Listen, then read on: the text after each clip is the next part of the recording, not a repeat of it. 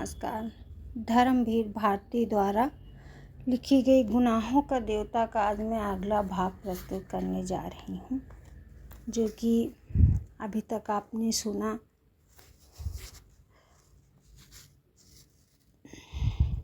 अच्छा, खत तो हमारे बिना पूछे खोल लेती हो, इसे पूछ के खोलोगी? अरे हमने शायद सोचा इस डिबिया में पम्मी का दिल बंद हो, तुम्हारी मित्र है, शायद स्मृति चिन्ह में वही दे दिया हो। और सुधा ने डिबिया खोली तो उछल पड़ी। यह तो उसी निबंध पर लिखा है जिसका चार्ट तुमने बनाया था। हाँ, तब तो ये हमारा है। डिबिया अपने वक्ष में छिपाकर सुधा बोली। तुम्हारा तो है ही, मैं अपना कब कहता हूँ, चंदर ने कहा। लगा कर देखें? और उठकर सुधा चल दी। बिनती, 2 पकौड़ी तो दो। और 2 पकौड़ियाँ लेकर खाते हुए चंदर सुधा के कमरे में गया।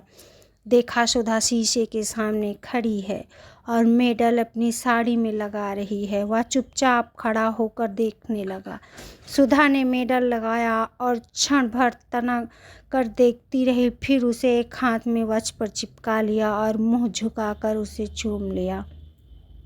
बस कर दिया ना गंदा उसे। चंदर मौका नहीं चूका और सुधा तो जैसे पानी पानी हो गई। गालों में लाज की रात रानी लपटे फूली और एड़ी तक धधक उठी। फौरन शीशे के सामने से हट गई और बिगड़ कर बोली, चोर कहीं के, क्या देख रहे थे?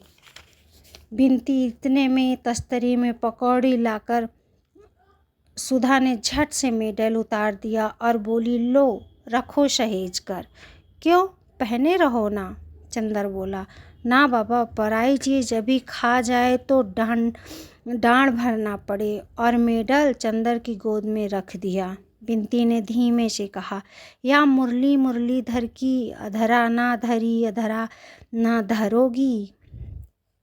चंदर और सुधा दोनों झेप गए। लो गेसु आ गई। सुधा की जान में जान आ गई। चंदर ने बिनती का कान पकड़कर कहा, बहुत उल्टा सीधा बोलने लगी है। बिनती ने कान छुड़ाते हुए कहा, कोई झूठ थोड़ी ही कहती हूँ। चंदर चुपचाप सुधा के कमरे में पकौड़ियाँ खाता रहा। बगल के कमरे में सुधा, गेसु, फूल और हसरत बैठे बातें करते रहे। बिनती उन लोगों को नाश्ता देती रही। उस कमरे में नाश्ता पहुंचाकर बिनती एक गिलास में पानी लेकर चंदर के पास आई और पानी रख कर बोली, अभी हलवा ला रही हूँ, जाना मत। और पल भर में तस्तरी में हलवा रख कर ले आई। अब मैं चल रहा हूँ, चंदर ने कहा। बैठो, अभी हम एक चीज़ दिखाएंगे, जरा गेसु से बात कर आएं। बिनती बड़े भोले स्वर में बोली, आइए हसरत मियाँ। और पल भर में नन्हे मुन्ने से 6 वर्ष के हसरत मियाँ तंजेब का कुर्ता और चूड़ीदार पैजामे पर पीले रेशम की जैकेट पहने कमरे में खरगोश की तरह उछल आए। आदाब, बड़े तमीज से उन्होंने चंदर को सलाम किया। चंदर ने उसे गोद में उठाकर पास बिठा लिया। लो हलवा खाओ हसरत। हसरत ने सिर हिला दिया और बोला, गेसू ने कहा था जाकर चंदर भाई से हमारा आदाब कहना और कुछ खाना मत, इसलिए हम खाएंगे नहीं। चंदर बोला, हमारा भी नमस्ते कह दो उनसे जाकर। हसरत उठ खड़ा हुआ, हम कह आए? फिर मुड़कर बोला, आप तब तक हलवा ख़त्म कर देंगे? चंदर हंस पड़ा, नहीं, हम तुम्हारा इंतज़ार करेंगे, जाओ। हसरत सिर हिलाता हुआ चला गया। इतने में सुधा आई और बोली, गेसु की गज़ल सुनो यहाँ बैठकर, आवाज़ आ रही है ना? फूल भी आई है, इसीलिए गेसु तुम्हारे सामने नहीं आएगी, वरना फूल अम्मी जान से शिकायत कर देगी। लेकिन वह तुमसे मिलने को बहुत इच्छुक है। अच्छा, यहीं से सुनना बैठे बैठे। सुधा चली गई। गेसु ने गाना शुरू किया, बहुत महीन, पतली लेकिन बेहद मीठी आवाज़ में, जिसमें कशक और नशा दोनों घुले मिले थे। चंदर एक तकिया टेक कर बैठ गया और उनीदा सा स्वर सुनने लगा। गज़ल ख़त्म होते ही सुधा भाग कर आई। कहो, सुन लिया ना? और उसके पीछे पीछे आया हसरत और सुधा के पैरों में लिपट कर बोला, सुधा, हम हलवा नहीं खाएंगे। सुधा हंस पड़ी, पागल कहीं का, ले खा और उसके मुंह में हलवा ठूस दिया। हसरत की गोद में लेकर वह चंदर के पास बैठ गई और गेशु के बारे में बताने लगी। गेशु गर्मियाँ बिताने नैनीताल जा रही है। वहीं अख्तर की अम्मी भी आएंगी और मंगनी की रस्म वहीं पूरी करेगी। अब वह पढ़ेगी नहीं, जुलाई तक उसका निकाह हो जाएगा। कल रात की गाड़ी से जा रहे हैं ये लोग, वगैरह वगैरह बताने लगी वो चंदर से। बिनती बैठी बैठी गेसू और फूल से बातें करती रही। थोड़ी देर बाद सुधा उठकर चली गई। तुम जाना मत, आज खाना यहीं खाना। मैं बिनती को तुम्हारे पास भेज रही हूँ, उससे बातें करते रहना। थोड़ी देर बाद बिनती आई। उसके हाथ में कुछ था जिसे वह अपने आंचल से छिपाए हुए थी। आई और बोली, अब दीदी नहीं है, जल्दी से देख लीजिए। क्या? चंदर ने ताज्जुब से पूछा। जीजा जी की फ़ोटो, बिनती ने मुस्करा कर कहा और छोटी सी बहुत कलात्मक फ़ोटो चंदर के हाथ में रख दी।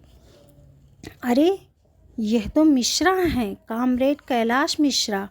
और चंदर के दिमाग में बरेली की बातें, लाठी चार्ज, सब कुछ घूम गया। चंदर के मन में इस वक्त जाने कैसा लग रहा था। कभी बड़ा अचरज होता, कभी एक संतोष होता कि चलो सुधा के भाग्य की रेखा उसे अच्छी जगह ले गई। फिर कभी सोचता कि मिश्रा इतना विचित्र स्वभाव का है, सुधा की उससे निभेगी या नहीं। फिर सोचता नहीं, सुधा भाग्यवान है, इतना अच्छा लड़का मिलना मुश्किल था। आप इन्हें जानते हैं? बिनती ने पूछा। हाँ, सुधा भी इन्हें नाम से जानती है, शक्ल से नहीं, लेकिन अच्छा लड़का है, बहुत अच्छा लड़का है। चंदर ने गहरी सांस लेकर और फिर चुप हो गया। बिनती बोली, क्या सोच रहे हैं आप? कुछ नहीं, पलकों में आए हुए आंसू रोक कर और होठों पे मुस्कान लाने की कोशिश करते हुए बोला, मैं सोच रहा हूँ आज कितना संतोष है मुझे, कितनी खुशी है मुझे। मैं सुधा एक ऐसे घर में जा रही है जो इतना अच्छा है, ऐसे लड़के के साथ जा रही है जो इतना ऊंचा।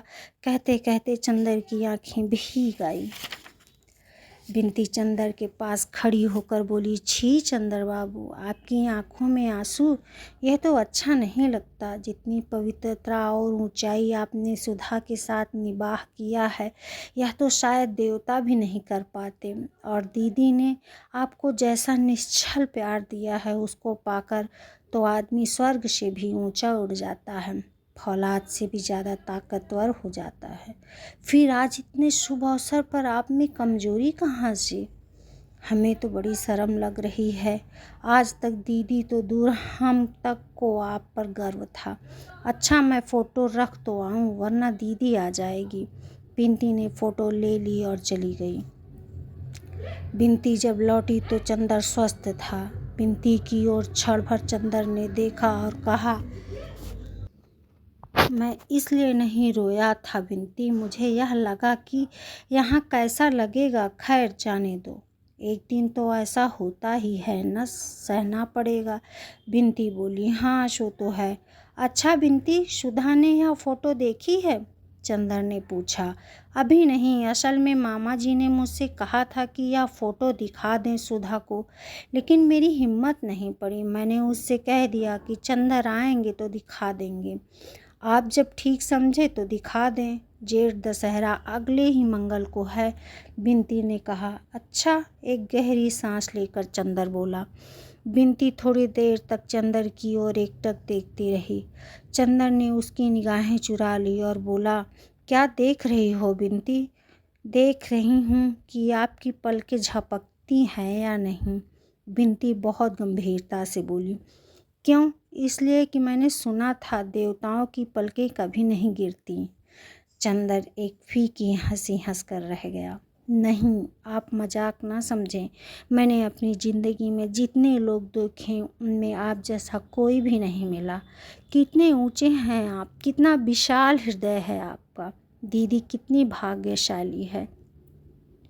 चंदर ने कुछ जवाब नहीं दिया। जाओ फ़ोटो ले आओ, उसने कहा। आज ही दिखा दूँ? जाओ खाना भी ले आओ। अब घर जाकर क्या करना है? पापा को खाना खिलाने के बाद चंदर और सुधा खाना खाने बैठे। महाराजिन चली गई, इसीलिए बिनती सेक सेक कर रोटी दे रही थी।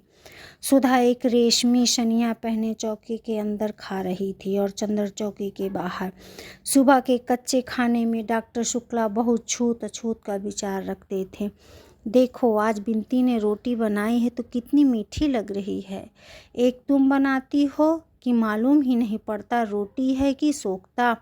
चंदन ने सुधा को चिढ़ाते हुए कहा। सुधा ने हंसकर कहा, हमें बिनती से लड़ाने की कोशिश कर रहे हो? बिनती की हमसे जिंदगी भर लड़ाई नहीं हो सकती। अरे हम सब समझते हैं इनकी बात, बिनती ने रोटी पकाते हुए कहा। और जब सुधा सिर झुकाकर खाने लगी तो बिनती ने आँख के इशारे से पूछा, कब दिखाएंगे?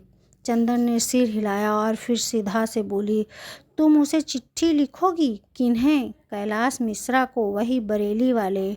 उन्होंने हमें खत लिखा था, उसमें तुम्हें प्रणाम लिखा था। चंदर बोला, नहीं, खत वत नहीं लिखते, उन्हें एक दफ़े बुलाओ तो यहाँ।